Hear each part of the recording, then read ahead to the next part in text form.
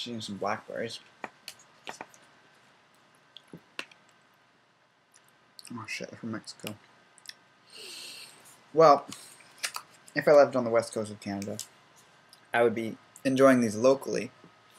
Actually, probably more towards the end of the summer. Remember from my trip back, when I went out there last year, there's tons of these. And they're just getting to the point where they're getting really ripe. If I'd been there an extra week, I might have hit it right at the peak where they're at their sweetest. I remember there's a fair amount of them that weren't totally ripe. These are decent. They're organic. And the cool thing about blackberries is even farm-grown ones are pretty much going to be the same as the wild ones. I have memories of going along the beach in Tsawwassen, which is just south of Vancouver, where all the ferries leave to go to Vancouver Island and Victoria and all that, and finding big blackberry patches with my grandmother there. We also, or at least I didn't, I was frightened by them. But the adults would go fishing for crabs, just with tongs, picking them up. It's kind of fun to think about that. I had a lot of wild food in the past, I guess. Various points.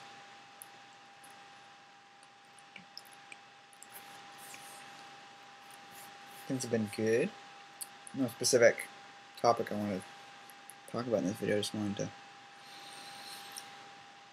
meander along, saying whatever comes to mind. Life's been good. Got a haircut, finally. It's getting pretty damn shaggy. I hate it when it gets too long.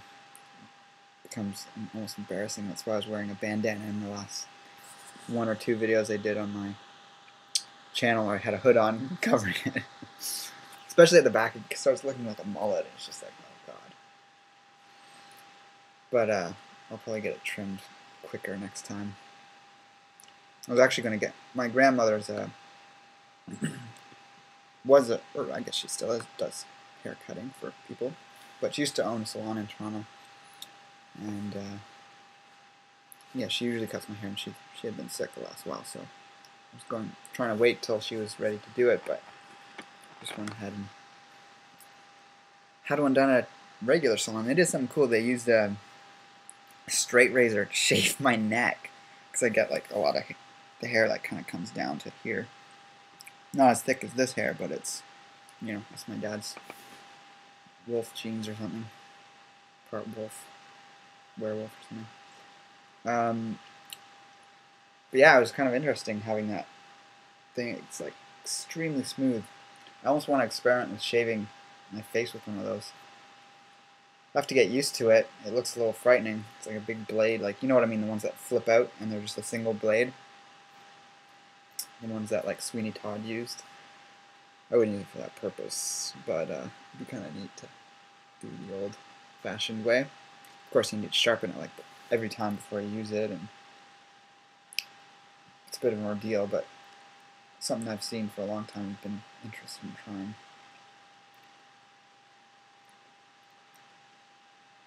I think that's going to wrap it up for that video. Short one, don't have much to say. Okay, well, I always talk about movies and things sometimes. I saw a really cool movie last night. Layer Cake. I forget the director, but it had Daniel Craig in it.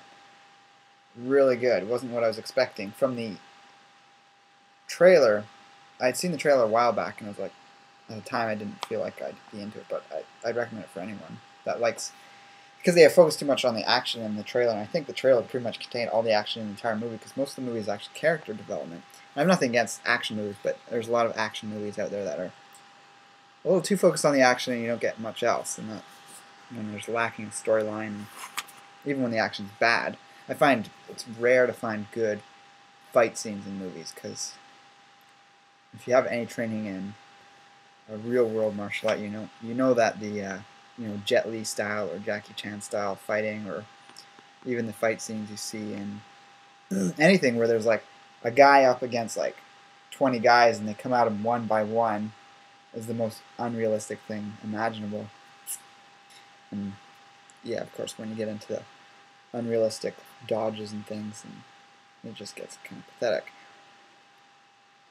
back to the topic of the movie, yeah, it had amazing character development. I thought it was basically about a guy, Daniel Craig, who's a drug manufacturer in a way. He's like a middleman,